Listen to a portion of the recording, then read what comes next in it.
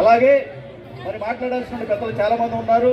ఇంకా నేను అనేక విషయాల మీద చెప్పగలిగినప్పటికీ కూడా ఇప్పుడు చెప్పేంత టైం లేదు కాబట్టి మరి 2 అంశాలు చెప్తున్నాను. అలాగే మనకు సంబంధించి వృత్తిపరంగా కూడా మనం ఇంకా చైతన్యం అవసరం ఉంది.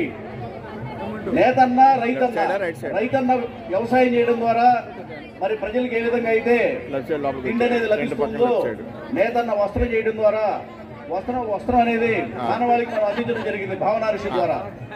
భావనా ఋషి గురించి కూడా ఒక 2 ముక్కలు చెప్తాను మీకు. ఇవాళ మనం అందరం కూడా ఈ కండవాలు వేసుకున్నాం. ఈ కండవాలు ప్రత్యేకంగా వెంకటేశ్వర గారికి నేను చెప్పి డిజైన్ చేయించడం జరిగింది.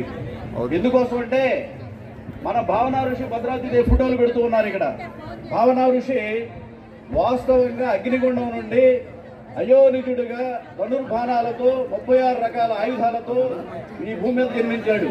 అంటే అతను క్షత్రుడిగానే జన్మించాడు. అటువంటిది బ్రాహ్మణ రూపంతో ఆ ఫోటోని చిత్రీకరించి అదే ఫోటో దేశవ్యాప్తంగా రాష్ట్రవ్యాప్తంగా ప్రపంచం అంతా కూడా మన పద్మశాలీలు దాన్ని వాడుతూ ఉన్నారు.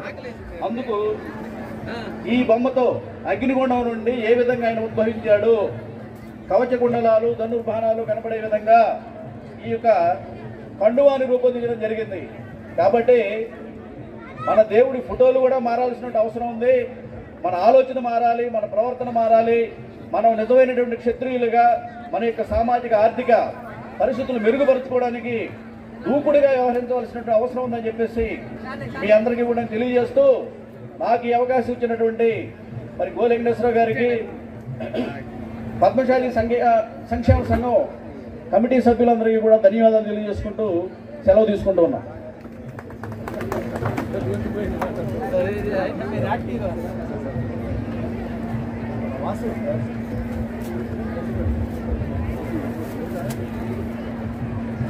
బొనిగా శ్రీనివాసరావు గారు, ఎస్బీఐ మేనేజర్ గారు, వారిని తమ సందేశం ఇవ్వాల్సిందిగా కోరుతున్నాం.